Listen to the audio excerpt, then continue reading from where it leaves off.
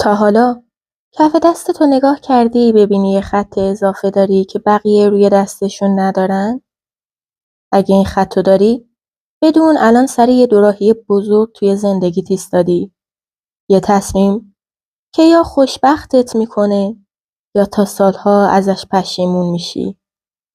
دیروز یه خانومی اومد پیشم، گفت هر کاری میکنم بین 2 نفر نمیتونم تصمیم بگیرم. یکی ازش مطمئنم ولی دلم پیش اون یکیه. کف دستشو که دیدم یه خط ریز بین خط دل و خط سرش بود. بهش گفتم این خط فقط وقتی ظاهر میشه که قلب و عقلت دارن با هم میجنگن. بهش گفتم اگه انتخابت با دل باشه سختی میکشی ولی پشیمون نمیشی. ولی اگه با عقلت جلو بری راحتی، اما همیشه یه حس کمبود باهات میمونه. اون فقط نگام کرد و گفت چجوری فهمیدی دلم پیش کیه؟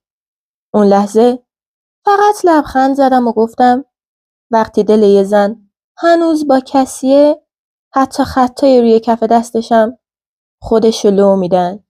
این خط بین عقل و دله، ولی وقتی از دلت مطمئن باشی کم کم محو میشه. نگاهش رفت سمت دستش. با انگشت اون خط رو لمس کرد، چند ثانیه سکوت کرد و گفت یعنی هنوز یه فرصتی هست؟ بهش گفتم تا وقتی اون خط از روی کف دستت پاک نشده یعنی یه چیزی هنوز ناتمومه. شاید یه حرف، یه دیدار یا یه خداحافظی درست. اشکش روی انگشتش چکید. بهش گفتم تصمیم نهایی با خودته. خودت باید سرنوشت تو بسازی.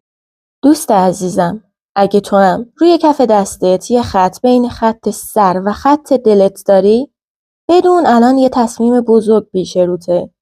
تصمیمی که مسیر زندگی تو عوض میکنه. کف دستتو نگاه کن.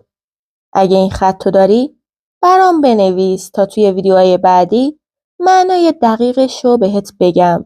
و یادت نره حتما کانالو سابسکرایب کن، چون آینده‌ات روی همین خطا نوشته شده.